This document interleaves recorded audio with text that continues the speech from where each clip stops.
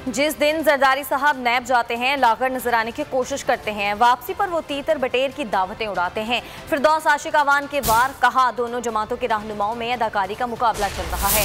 Azad Kashmir election के बाद बिलावल भुट्टो को सिंध का रुख करना पड़ेगा। बिलावल साहब जिस फिल्म को चलाने के लिए आज़ाद कश्मीर में हाथ पांव मार रहे हैं, वो फ्लॉप हो चुकी। चच्चा ने फैसला करना है कि भतीजी कश्मीर मुंह जोर होकर जा रही है या आशीर्वाद लेकर जा रही है। चच्चा भतीजी में जो मैच चल रहा है, इसमें फैसला घर वालों ने करना है।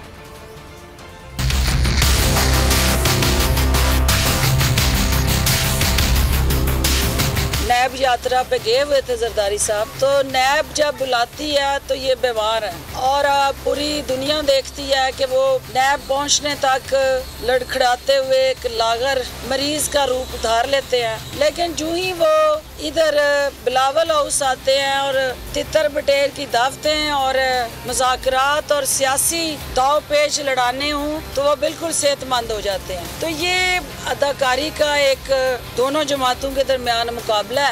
जो अदाकारी और शोबाजी और रंगबाजी के सबसे बड़े मौजूद हूँ, उस जमात का तो वाकई कश्मीर की वैल्यू में इस वक्त घूमना जो है वो एक शौकिया ख्वाहिशात के साथ जुड़ा हुआ है। तो चच्चा भतीजी में मैच जो है ये उन्होंने फैसला करना है कि वहाँ चच्चा ने इजाजत दे दी है क्या, और भतीजी जो है वो मुंह जोर होके जा रही है या चच्चा का आशीर्वाद लेके जा रही है।